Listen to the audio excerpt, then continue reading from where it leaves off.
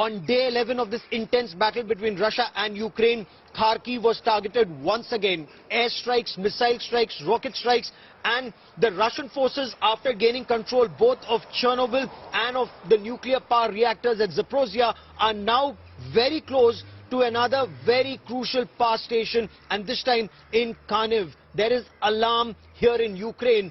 Is Russia trying to control the energy supply to Ukraine? Will energy, will power, gas, fuel, all of these be used as a weapon to bring Ukraine down to its knees? We bring you this ground report.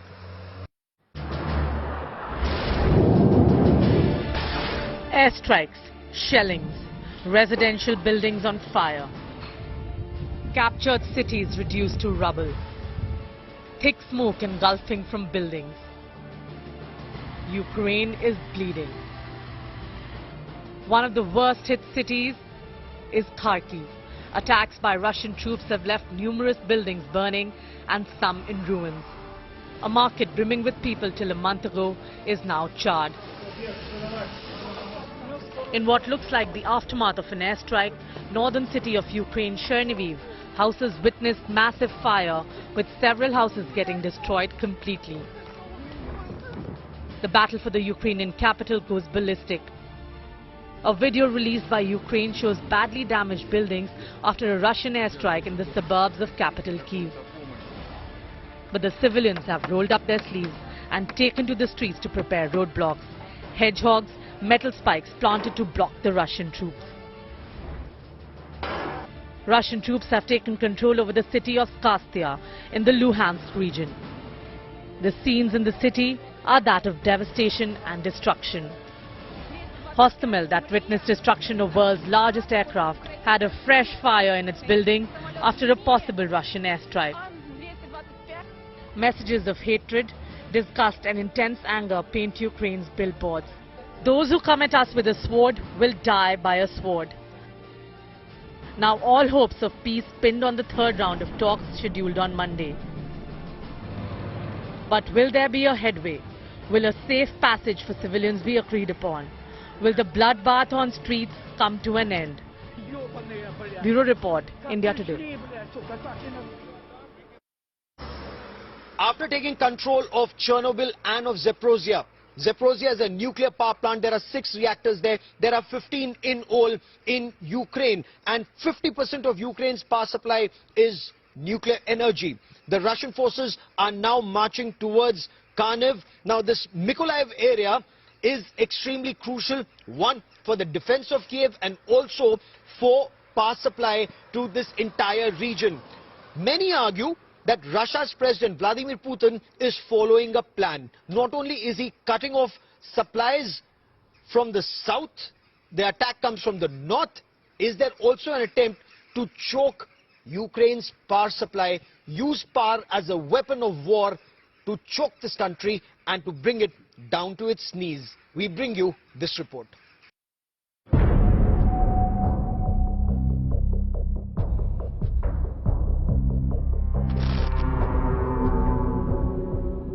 One of the most mysterious images in 11 days of the invasion of Ukraine.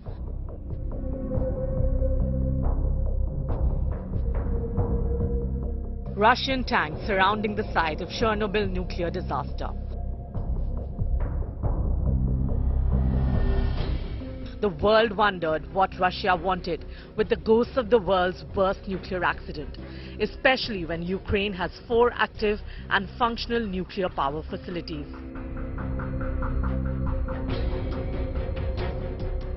Hours after the capture, it was revealed that the Chernobyl site is still staffed and maintained, given it is still hugely sensitive and strategic.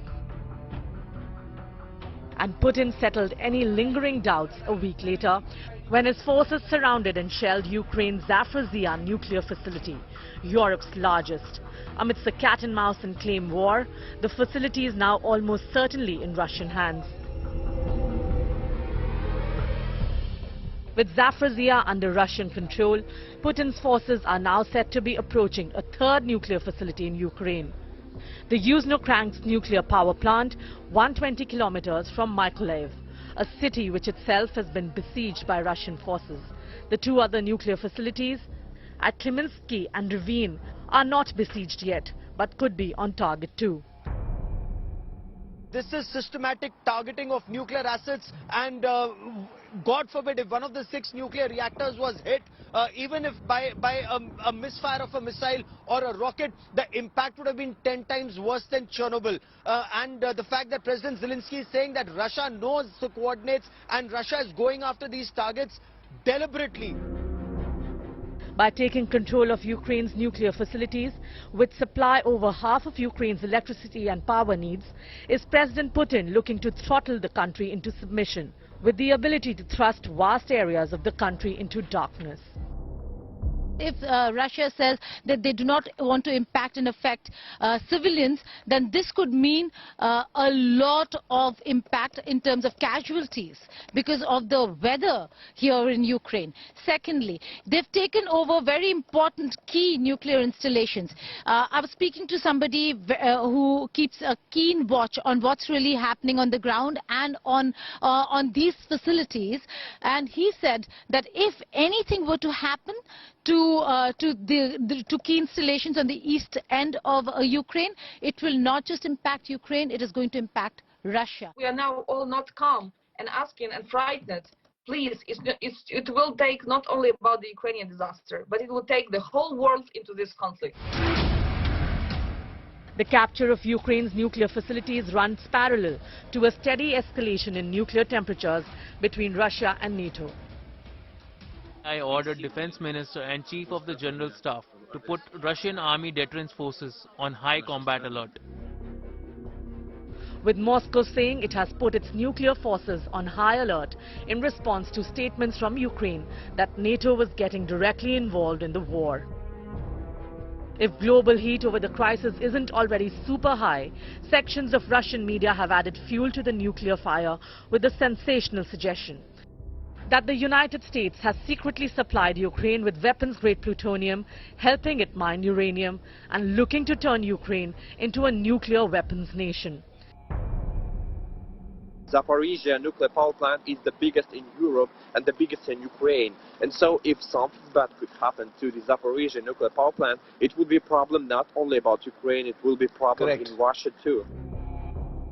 Is the world headed towards a major geopolitical meltdown with the nuclear shockwaves between Kyiv and Moscow?